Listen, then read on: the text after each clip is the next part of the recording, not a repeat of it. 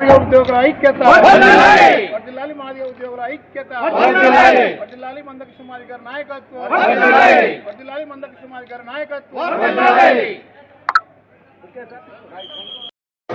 అందరికీ నమస్కారం అండి. నా పేరు doctor Y K Vishwanath Madiga, Mahajana Socialist Party Andhra Pradesh రాష్ట్ర అధ్యక్షుడిని. గౌరవ శ్రీ మందకృష్ణ మాదిగ గారి నాయకత్వంలో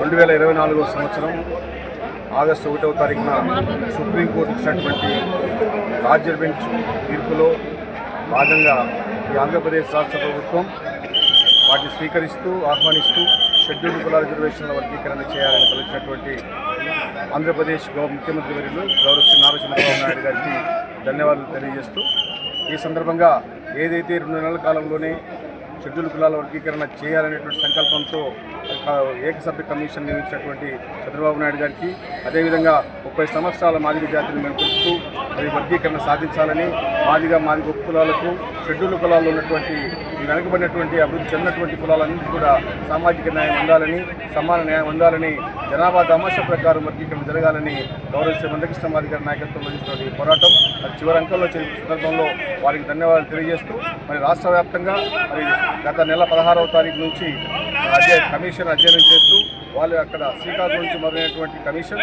మరి ఈరోజు ఆంధ్రప్రదేశ్లో ఉన్నటువంటి రాయలసీమ ప్రాంతంలో ఈరోజు కర్నూలు జిల్లాకు రావడం జరిగింది.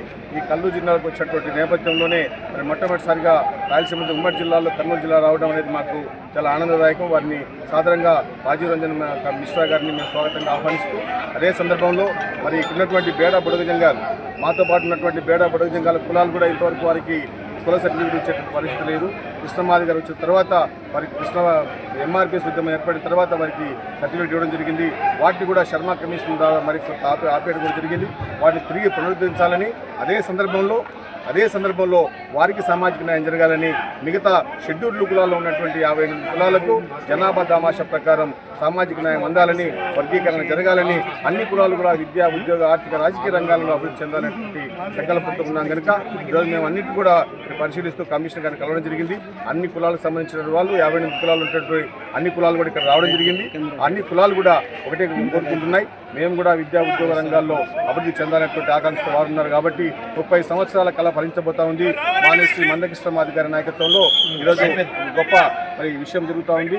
దీన్ని అందరూ కూడా ఆహ్వానిస్తూ ఏదైతే 2 నెలల కాలంలోనే మరి కమిషన్ పూర్తి చేయాలనేటువంటి ఆలోచనలో మరి ఆంధ్రప్రదేశ్ రాష్ట్ర ప్రభుత్వం ఉంది.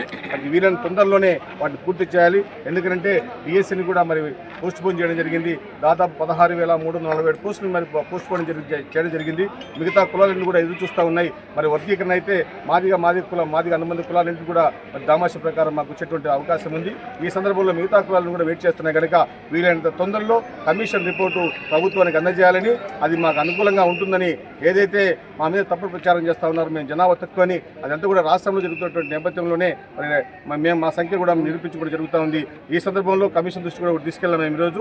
ఎందుకంటే ఏదైతే మాకున్నటువంటిది ఎస్సీ, హిందూ, మాదిగ అనేటువంటి దాన్ని ఈరోజు చాలా చోట్ల హిందూ లేకుండా మరి మాదిగ క్రిస్టియన్ అనేటువంటి పరిస్థితి కూడా తీసుకొచ్చారు. కొన్ని సందర్భాల్లో కొన్ని గ్రామాలలో మాదిగల్ని మాలలో వచ్చేటటువంటి సందర్భం కూడా చూస్తున్నాం.